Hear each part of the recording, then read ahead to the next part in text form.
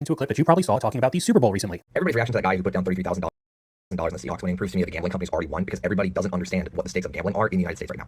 The average person who sports bets loses something like $3,000 to $5,000 a year on sports betting. The average, with median wage in the United States is like $60,000 before taxes. In low tax states, I guess that means you come out every year probably with like $48,000 after taxes. So people who are sports betting, on average, are themselves taking like 10% of their income just lighting on fire. And that sounds like annoying and just an inconvenience until you remember most Americans do live very cash-strapped. They live very, very close to the edge of their means. And it only takes one financial disaster to put people off track in just staying afloat for years. And some people cannot cope with that. And so what they do is they kill themselves. They get rid of their whole families. And the gambling companies and the sports leagues and the media ecosystems that enable them to promote them with each other have all gone together and said that's an acceptable externality on society. And if you don't believe what he's saying, you can take a look at a couple articles. Massacre of Family Linked to Gambling, which basically talks about this high roller in Las Vegas unaliving himself and his family while leaving a note blaming gambling addiction, and $225,000 in shredded casino markers. Gambler who took his own life made up to 100 bets per day and accumulated around 18,000 pounds worth of debt before he took his own life. I try not to talk about this kind of stuff too much on the channel because it's a really easy way to get age restricted, but this is how serious this issue is. We go over to some of the comments. Also, with the money that he won during the bet turning 33,000 into 49,000, and he could basically use the winnings to pay the taxes he owns on the winnings, and it's a total wash. Kind of insane from a taxation standpoint. Putting down $33,000 for 16,000 profit is insane, and there's a good amount of examples of people who did this crazy stuff, but on the losing team, the Patriots. How do I tell my family I lost $40,000 on the coin toss? If the Gatorade dump is orange, I'll break even. And we go right over to the comments. It was yellow, minus $80,000. Make sports betting a shameful act again. I voted no on making sports betting legal. I tried to help you. It was in fact not orange. Let it come out in the divorce naturally. Even though this comment's making a joke, this happens pretty often. We got a comment from you guys right here. My stepbrother's a gambler and destroyed the family. Stole, begged, and lied and everything else. But yet the family treats him like he's a victim. Give him money, feed him, and make excuses for him. It's sad. Because if you start turning to social media online, nobody takes this seriously. Last night I was gambling, I lost all my money, and I was like, what's $20 more? You know, I just felt like really leaning into being a degenerate. I put $20 in the slot machine, I hit 1,000 on one spin. So if you need to decide to make bad decisions today, this is it. Best you go for it. It's gonna pay off. I won $10,000 the other night, and then I put it right back in. Then it's a whole bunch of comments like this. The biggest problem with gambling is everyone quits right before they win. 99% of gamblers quit before the big jackpot. I had zero intentions of gambling today, but the chances just went up by 85%. I'm a casino employee, and when I see people win, I have to resist the urge to go to the nearest casino after work. That is exactly what all of this is designed for. They'll make you think that you could win, even though the odds aren't in your favor. Why do you think all these casinos and sportsbooks just keep expanding? They're clearly not losing money. They're just taking it from you. I want to talk real quick about how absolutely warped ESPN has become in regards to making money off of gambling. So I wake up this morning, there's a story on ESPN.com. Headline, Indiana quarterback Mendoza, sorry for cooked spreads after late safety. It's a story about Indiana quarterback Fernando Mendoza, quipped about messing up betting lines with his wild clock-killing scramble to end the Hoosiers' 2015 win over Iowa on Saturday. With Indiana up 2013 after stopping Iowa in his final possession, Mendoza ran off the last 3 seconds of the game by racing 40 yards backwards on 4th and 19 into his own end zone. He said he was following orders from his coach.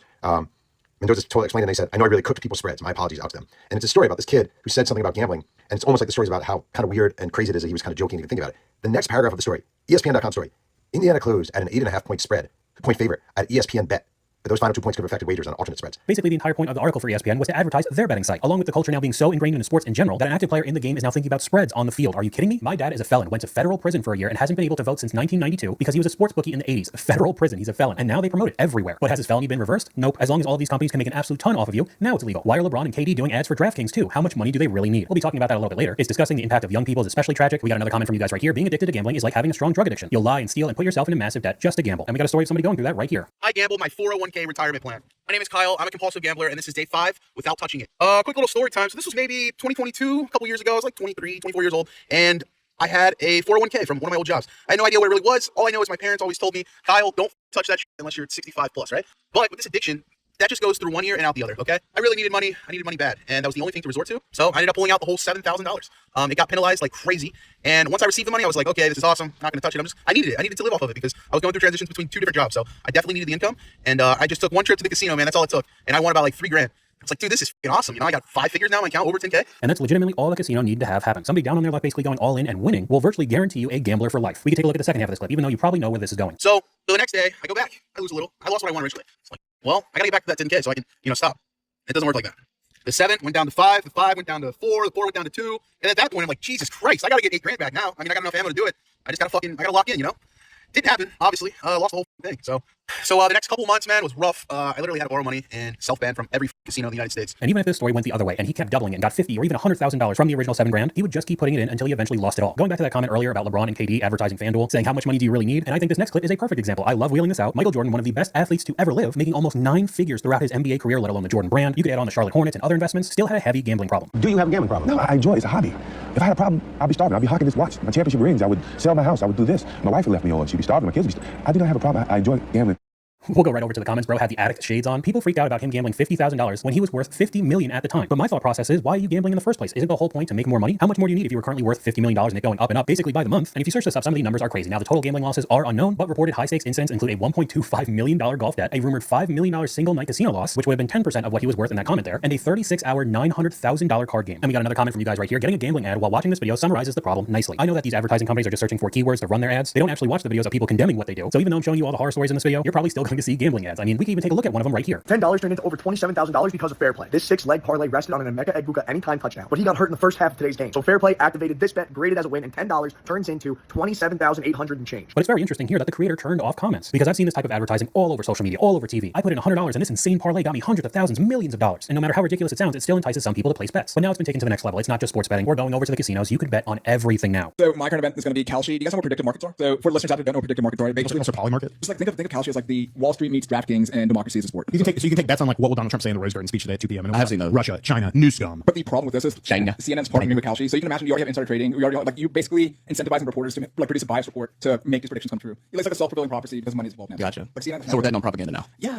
Not only is it bad enough that this is happening, you could bet on anything, the sports betting, but it's being integrated with the players, teams, news outlets now too. You think the insider trading problem is bad with Congress and the stock market? Now basically anybody could do it. And because they call it a predictive market, it's technically not gambling in the eyes of the law. If every other ad you're seeing is about gambling online, whether it's betting on the Super Bowl or something like Kalshi or Polymarket or some other platform, and you're thinking to yourself, wait, I thought online gambling was illegal in my state, you're probably right. Much like here in California, the state where the Super Bowl is being hosted, online sports betting is illegal. It is not legal. It was put on the ballot in 2022 and it did not pass. However, what these companies are doing, the Kalshis, the Polymarket, all these other platforms, they're saying we're not gambling.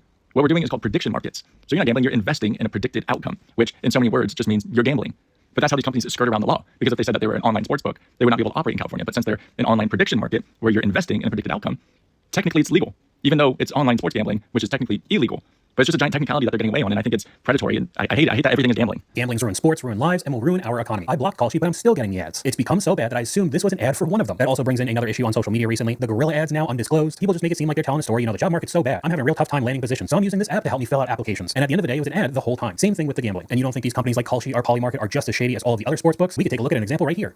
Do you find it weird that Polymarket paid out on whether Cardi B performed during the Super Bowl halftime show, and Kalshi did not pay out? How can that be? The reason why is that Cardi B was on stage during Bad Bunny's halftime, but didn't actually sing. She was a background dancer, if you will. Does that not end any possibility that you would put your hard-earned money into one of these prediction markets? Are you not in any way alarmed that there are prediction markets out there on things that are guaranteed to be known by someone and it's not you? This is the same as one of those examples of people hitting the jackpot in the casinos, and then they get told the machine just glitched out. You actually didn't get the jackpot. See ya. Why would you ever trust any of this? I just don't get it. Have you ever bet on FanDuel and they changed the wording on you? It's rare, but has happened. I'll put my money on both. Guaranteed winner, baby. Really? Two companies destroying the country. They're more powerful than state governments. Massachusetts tried to regulate them because they're shady and got sued because they're trading and not gambling. Like we heard with the clip before, it's a predictive market. We got another comment from you guys right here. The worst story I read was about a serious gambling addict who had himself legally trespassed from local casinos with the idea that it stopped him gambling. His gambling addiction subsided for a few years, but eventually he relapsed and returned to one of the casinos. They didn't stop him at the door. They let him gamble thousands of dollars. Eventually he did win a jackpot. And when it came time to collect, the casino discovered that he trespassed himself years earlier, refused to pay the jackpot, and had him arrested for trespassing. There you go. Just another terrible example. But let's transition over to the gambling gurus. All of these random guys trying to get you to pay for their sports picks so you could win just like them. We lost over $2,000 tracking a sports betting influencer.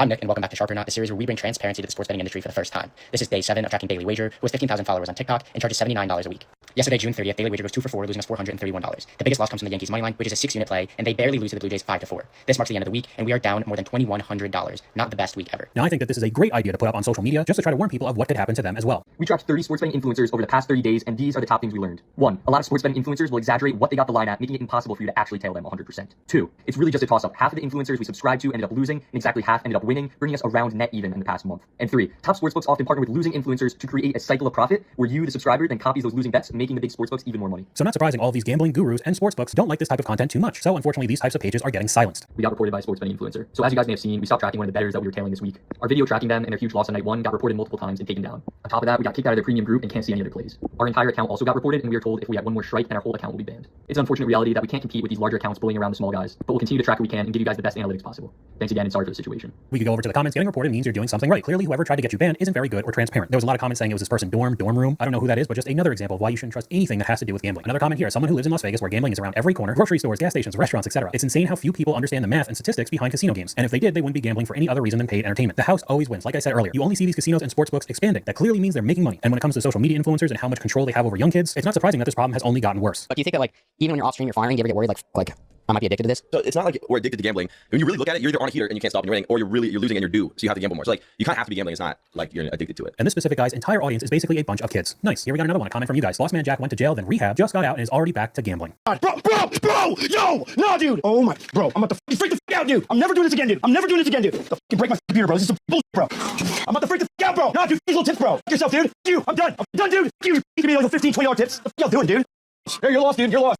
If I wanted to, we could sit here and watch Bossman Jack crash outs for hours on end. And we got another comment from you guys. I called out a streamer for promoting gambling to his audience and got instant banned. Small time guy was totally willing to sell his soul. Creepy thing is that in his chat there was a promoter acting like he was winning money from it when it was clearly the people sponsoring him to draw in suckers. That kind of stuff happens all the time. But it's okay because a streamer or content creator is getting paid so much. Just completely ignore the fact that most of the audience are children. If they're paying you $1 million a month and you're losing on stream and you're saying why would people want to gamble if they see me losing? Why would they pay you $1 million a month if they're not making at least $1 million? They have to be making the money or the whole company would just collapse. Yeah, but they're gonna make money off other people. My people don't gamble. So then why would they pay you? Like, yeah, I don't know. Just for fun? They They like you? my content. No, they don't. It's because your fans are losing loads and loads of money.